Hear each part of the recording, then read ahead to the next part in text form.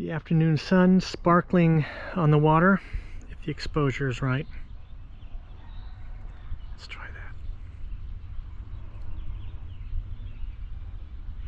In the distance, on the other side of the North Fork, are back lots of houses in the subdivisions off State Route 28.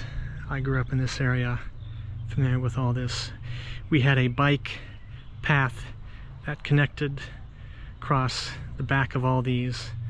It's an easy way to get from where I lived on Emerald Lane on the far eastern end of the subdivisions out here to Maple Grove Road at the far western end at the bridge here.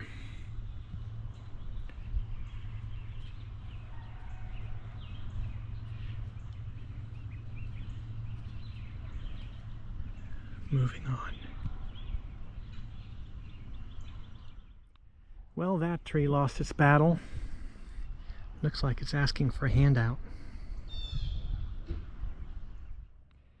Might be getting into a different property here, different form of property, some bigger trees, a bunch of sycamores.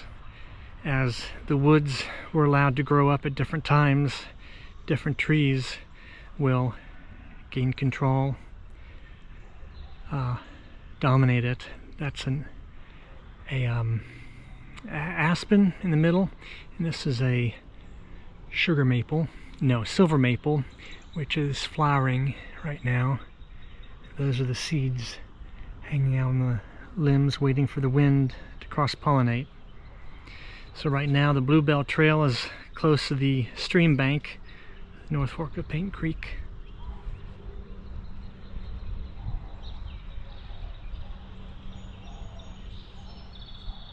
And sounds of civilization. Continuing on. Speaking of hydrodynamics, this is the effect of water flowing around an object. It scours close to it because it's accelerating.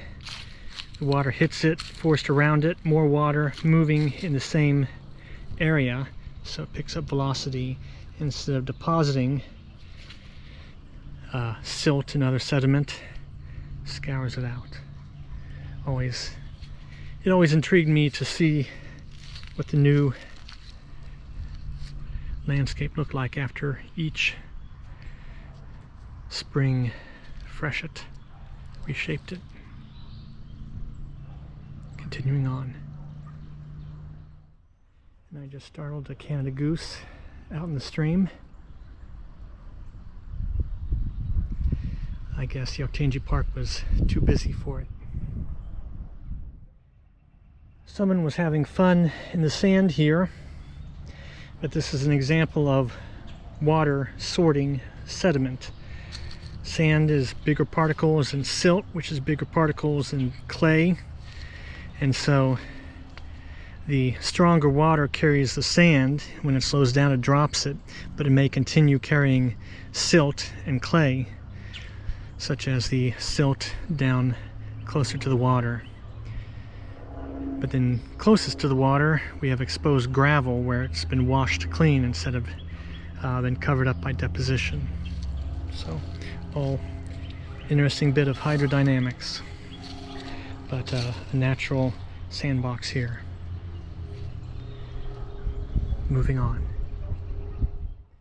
There are wood flakes here,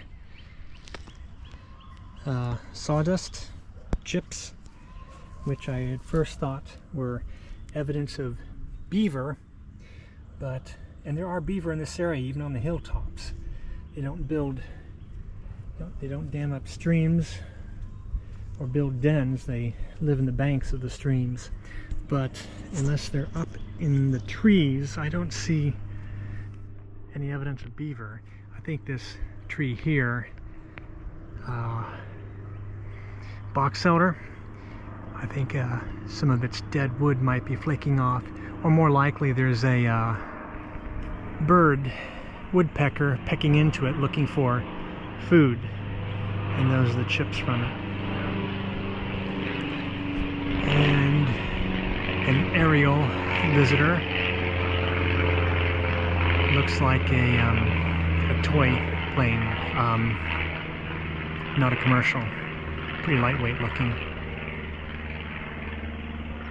Looking back on the trail, but continuing forward. Well, it looks like there's another mile here. I didn't look at maps very well before I came out here, so I'm going to head back to the dog play field and leave the floodplain here and head on back to the terrace. More patterning of the floodwaters washing over the floodplain here, sweeping dried grasses downstream, deepening some channels, depositing on sandbars or humps or whatever they are, and continuing on the trail.